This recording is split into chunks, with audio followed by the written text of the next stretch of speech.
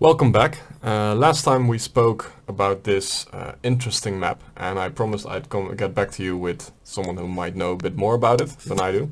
So today I'm joined here by Maria. Maria studied psychology, and she has quite a lot of experience with research. Yeah, that's true.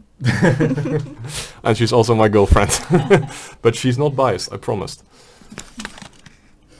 As mentioned in my last video, I found the research, and I'm making air quotes here that you can't see them, but behind this map. I used air quotes because it can't really be classified as standard research, as a research paper, can it? Nope. Maria? Nope, really not. It's totally not written like a usual research article. It does not have the structure of the introduction, the what purpose it has, the hypothesis that I really miss, and the methods, the results, the conclusions. It does only has the conclusions. All right, that seems like there's quite a lot missing. Let's go through that step by step. Well, first off, the maker of this doesn't even really call it a research paper. He just calls it a blog in several points of the article. And I don't think it was ever actually officially publicized, was it? I don't think so.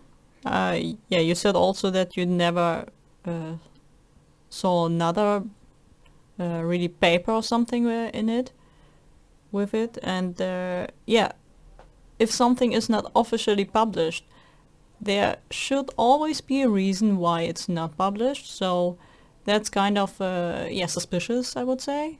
Mm-hmm. Yeah, because it seems like he has put quite a little bit of work in it, and he does seem to be proud of it because he wants to put it out there and have as many people see it as possible. So if he could, I would assume he would have it publicized and peer-reviewed, unless he knows something might not completely be right with it.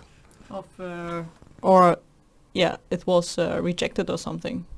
That's of course also possible because there is a very there's a large lack of any information surrounding it. There's no introduction that explains why it was posted here, why he did it. There is very little information to be found. In fact, it was quite difficult to even find the person behind it. I did find his LinkedIn, which I won't be showing here because, privacy and stuff. But yeah, well, let's continue to some other problems we found with it. Alright, so he didn't publicize it, but are there any problems in the actual, well, I'm gonna continue calling it a research paper, in the research paper that you'd like to mention?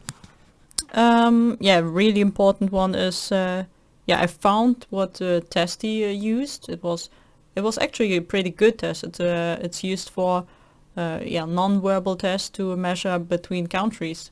So that's actually pretty good, but I didn't, the test that he used, you have to change the score into the IQ score. And I never saw something like a formula that he used. So it's not understandable how he comes to the IQ scores. Yeah, so if I understand this right, the IQ test he used gives a score that's not in the standard IQ score that we're used to. No. And to get the actual IQ score, you have to transform it using a certain formula or whatever, and he doesn't mention anywhere how he did that, and obviously that's a place where you can make mistakes or intentional manipulations, especially if you don't explain how you did it. Am I saying that correctly? Yeah, true. So while reading through this, you come across a lot of different numbers, and well, to be honest, I don't understand most of it. I didn't study psychology and I don't know that much about research. But one thing that keeps coming back is P is. I know what N is. N is just like the sample size, usually. But what does the P mean? Because I have heard about p-value and it's apparently quite important in research. What does it mean? The p-value is what the researchers use to make a guess if what they found is reliable, or how are the chances to find the same thing again. So researchers agreed to see the value smaller than 0.05 as pretty reliable. That means that the chances that the results are found coincidentally are at 5% or smaller. Alright, so if a p-value is, for example, at 0.1, then that means there is a 10% chance that it's coincidental, the results. Yeah, and then that it doesn't have a meaning to it. It's like, oh, the chances are too high Yeah, to... yeah. Alright, but if that's what it means, then I'm seeing two p-values here which are quite surprising, because this is a p-value of 0.571, which, if I understand correctly, means there is a 57% chance that this result is completely random and... Yeah. Alright, and there's another one, there's another one here that says it's a p-value of less than 0.676, so... I don't get that. Like, It's it like- doesn't say anything really, but like, he knows for sure that it's a smaller chance than 67%, but... Yeah, I don't know how... where he studied, because it's not common to use that style. It's like, okay, this is okay, if it's higher than 0.05, then you say it how much it is. But usually, like, if it's not if your hypothesis is not correct, then you do not really mention it, so that it doesn't look like something is true that is actually not true. Right. And this is what we actually use if it's smaller than something. But this, we never use this. That's so... Yeah, that doesn't really say much. So basically what you're saying is it's not accustomed to even include any findings that have a p-value that's too high, because you don't want to create the illusion of something to be being true while there's a high chance of it being unreliable. Well, like, these are obviously problematic, but you came across another p-value, which is, like, the other ones were problematic, but this one seems manipulative. So here you've got, well, a big portion of the results, quite relevant, and the p-value is higher than 0.05. So he doesn't say what it is. It could be 0.99 for all we know. Yeah.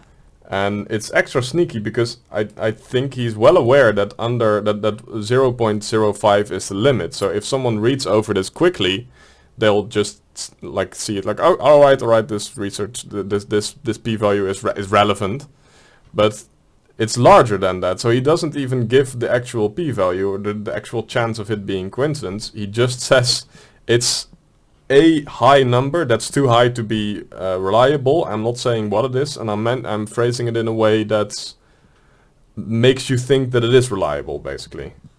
Yeah, it seems like that. Yeah.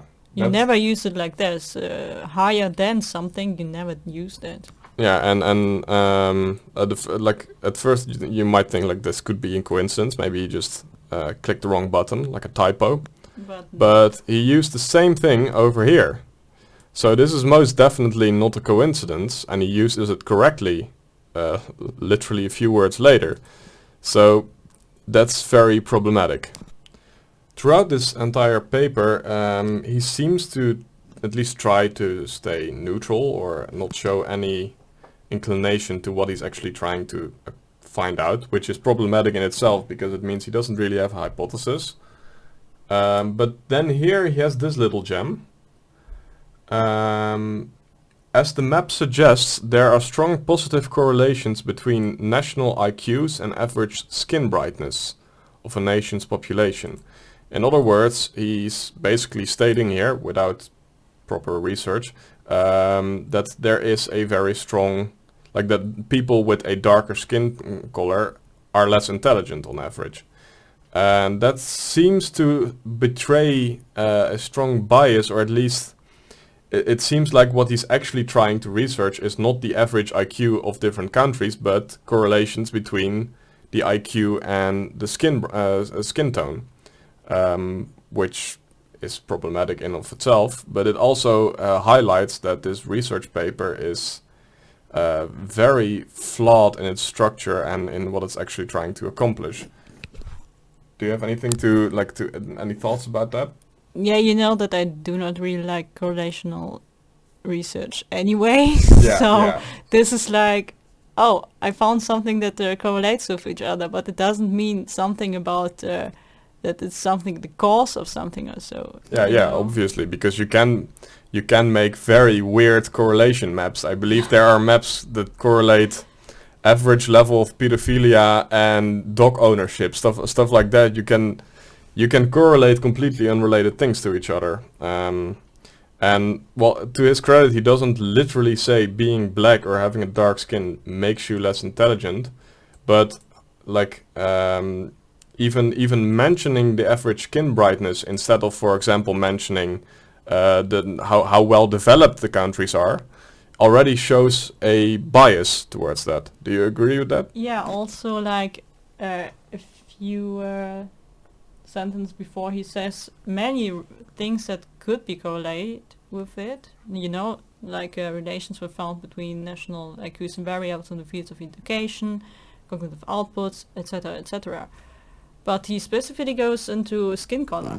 Yeah, that is remarkable, because there are a lot of things you could take into account that make more sense to look at. For example, the fact that the countries here highlighted in red are very poor.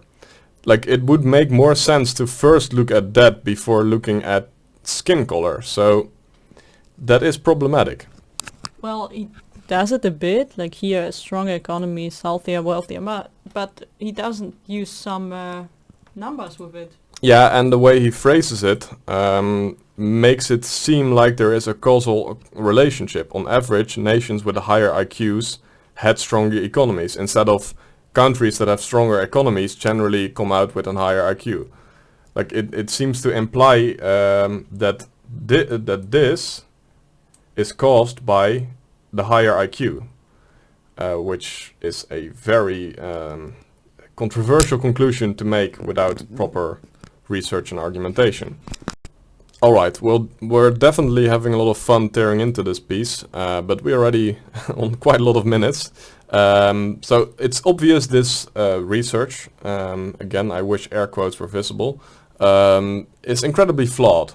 But just in theory, imagine if it wasn't flawed. What would this map actually mean? Like, what would it mean for an entire country to have an IQ of an average of 60? Yeah, that's I think it's not possible. It's really not possible. It's like the average is at 100. So the average of the global of every nation should be at 100. And if someone is have an IQ less than 80, they are handicapped. It's like physically or mentally handicapped, most of the people. So if someone is have a score of 60 or 70, it's like they couldn't live without help. And if the average of the country has it, it means that someone of many people does even have a lower score than 60. Yeah. So that's insane. Yeah, How because could a nation could not exist like that. Yeah, like you mentioned, at under 80 someone is handicapped. So the 20 points of IQ, that's a lot. That's the difference between a normal healthy person and a handicapped person. And this goes even 20 points more below the level of being handicapped. So it's like, according to this research, African people are handicapped compared to normal handicapped people. That's insane. And like, again, I'm sure you viewer, whatever view you might have, even if you are a raging racist, I'm sure you've seen black people around. You know they are not severely mentally handicapped. They can feed themselves. They can go to the toilet. They, like, even without all the flaws in this research, something is inherently wrong with this. Yep. And the fact that he completely makes it unclear how the research was performed and how he came to those conclusions makes it even more problematic. And normally I would laugh this away, like, alright, this is stupid, this is very stupid. But I've seen a lot of people use this map and other maps that come to a similar conclusion in actual arguments. Like, I've been in an argument with someone who claimed that, oh well, yeah, it's only natural, like different races, they have differences between them. For example, black people are a lot more athletic than white people, and they might also be less intelligent because in Africa it's a way harsher environment, and you need more brute strength than intelligence to survive there. So it makes evolutionary sense. And I don't think those people realize how big of a difference this is. Like, if this research came out to, for example, Africa having an average of 95, that's already problematic, but at least there you could, like, theoretically have an idea, like, okay, they're on average more poor, so they get worse food, they are more often sick. That can result in some small changes, but this is completely ridiculous. This. Yeah, well, I'm not the expert, so like, do you have? Yeah, I already mentioned it's really insane to imagine a nation, really nations. It's not even a little city or something. It's really a whole, almost a continent. I cannot imagine people living like that. Yeah, no, I like if it really means they are that handicapped, then I really can't imagine them having any form of social structure and them not dying after a few months because they can't properly feed themselves, basically. Yeah. Yeah. Well, that was fun, and I'm glad that we can answer the question, the clickbait question in the previous video. Are black people mentally handicapped? Or is this research a pile of garbage? And I think we can safely say it's the second option. Do you agree with that? Yeah, we cannot really say that the first one No. isn't true. We have not a better research found or something, but it's like, yeah, you cannot conclude this from this research. Yeah. That's for sure. Yeah, so this research paper is, well, problematic and wrong, basically. Well, the conclusions, we can't say for sure the conclusions are wrong because there isn't a proper research to look into. Anyway, thank you very much for watching. Have a nice day. Maria, thanks for coming here. Yeah. All right. Thank you. Anyway, have a nice weekend, people.